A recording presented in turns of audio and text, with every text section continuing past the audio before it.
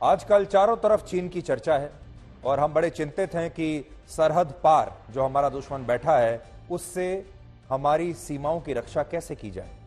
लेकिन बड़ा सवाल आज हम जो आपके सामने लेकर आए हैं वो ये है कि हमारे देश के अंदर जो दुश्मन बैठा हुआ है, जो इसी देश का नागरिक है, उससे हम कैसे बचें। और आज देश में दो ऐसी घटनाएं हुई जो बिल्कुल नहीं होनी चाहिए थी और इन दो घटनाओं ने हमें मजबूर कर दिया कि आज हम अपनी खबरों का जो क्रम है उसे बदल दें। इसलिए सबसे पहले आज शुरुआत इन्हीं दो घटनाओं से कर रहे हैं, क्योंकि ये दो घटनाएं आपको ये बताती हैं कि हमारे देश के अंदर भी हमारे बहुत सारे दुश्मन बैठे हुए हैं जिन्हें हमारा कानून काबू में नहीं कर पा रहा है। पहली घटना भारत की राजधानी दिल्ली की है, जहां दो लड़कों ने एक 17 साल की लड़की पर तेजाब से हमला किया।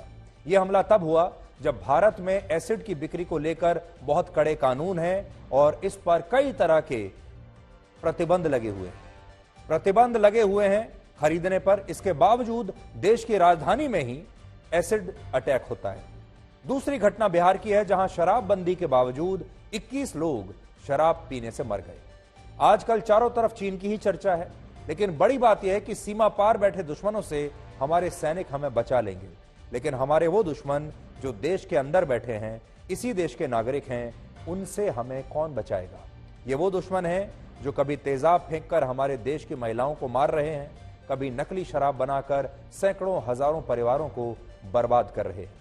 सबसे पहले आपको दिल्ली की घटना के बारे में बताते हैं, जहां दो लड़कों ने एक 17 साल की लड़की पर एसिड फेंककर उसे बुरी तरह से घायल कर दिया।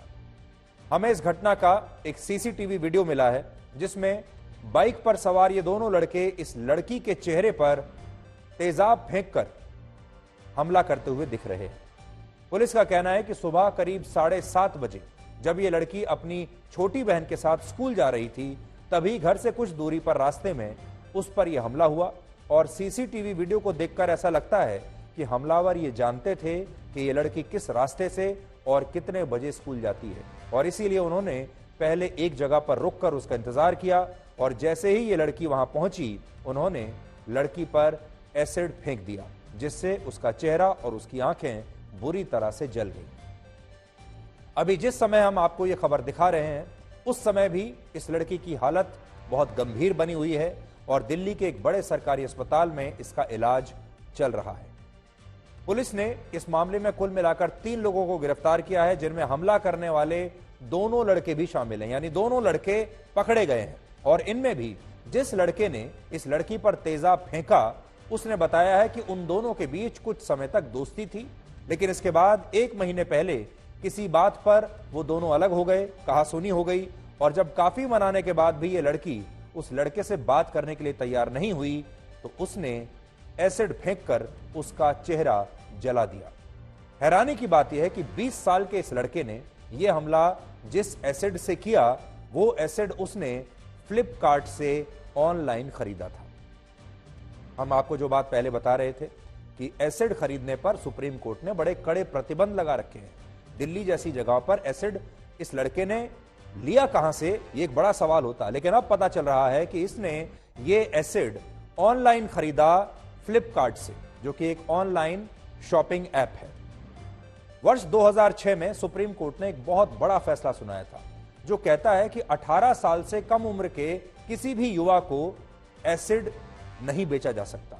एसिड की बिक्री के लिए सरकार से मंजूरी लेना आवश्यक है। कोई भी दुकानदार तब तक किसी व्यक्ति को तेजाब नहीं बेच सकता जब तक वो उससे इसे खरीदने की असली वजह न जान ले और उसके फोटो आईडी कार्ड की एक कॉपी न ले ले।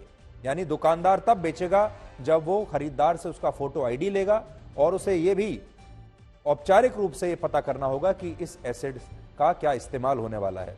और अगर किसी फैक्ट्री में या किसी दुकान पर एसिड को स्टॉक करके रखा गया है, तो इसकी जानकारी भी उस इलाके के एसडीएम को देना आवश्यक है। यानी एसिड हमलों को रोकने के लिए हमारे देश में बहुत सारे कड़े नियम बनाए गए, लेकिन इसके बावजूद इस लड़के को ऑनलाइन ये तेजाब आसानी से मिल गया और इसने इसका इस्तेमाल भी कर लिया, उस लड़की को बुरी तरह से घायल कर दिया।